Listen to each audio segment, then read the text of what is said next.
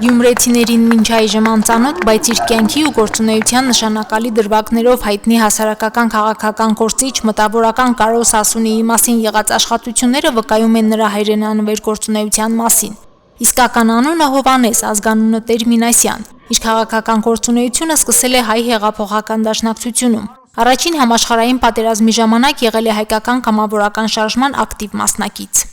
20 տարուց ավելի ազգային ազատագրական պայքարի մեջ եղած, պետական շինարարությանը մասնակցած, կռիվներին մասնակցած եւ մնացած կյանքը սփյուռքահայությանը, սփյուռքում հայության փրկությանը նվիրած անձի մասին է խոսքը։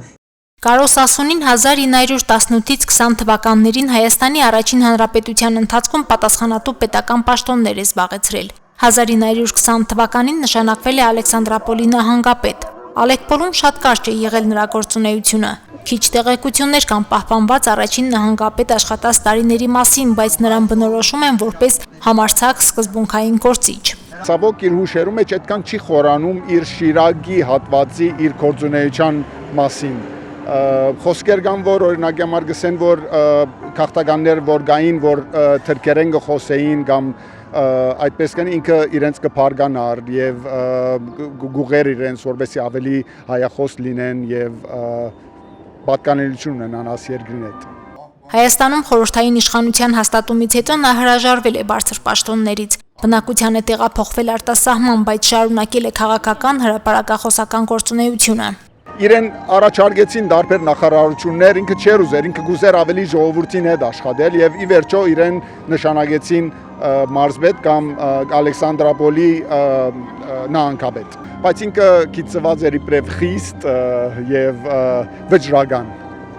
Դե իր անցած ուղին բոլորս գիտենք, ֆեդերալական շարժումներն սկսյալ ցեղասպանություն են, իր գինը շատ մեծ գործունեություն դարած է այստեղ, թե Թիֆլիսում է, թե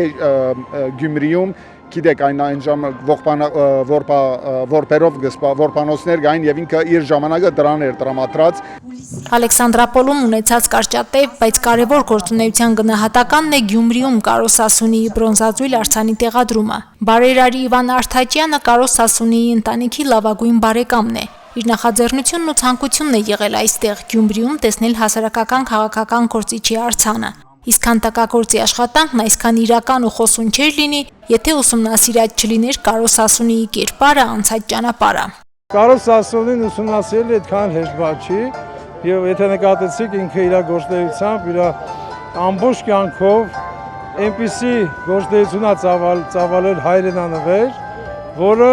հա կարելի է խոսել եւ ներկայացնել։ Օրինակ այդ շարֆի արկայությունը, ես դրանով հետ որ ծփում է այդ քայլքի ժամանակ դա խորհրդանշում է Կարոս Սասունու ազատատենչ լինելու մասին։ Գարեգին Նժդե Պրոշյան փողոցների հատման կետում բրոնզաձույլ արձանը տեղադրելու որոշմանը հանգել են երկար քննարկումների արդյունքում։ Աշխատանքների ամբողջական ավարտի ու տարածքի ընտրության համար քաղաքապետարանից պահանջվեց մոտ 4 տարի։ Մարինե Տերբինյան, Արարատ Ծատուրյան, Հորիզոն։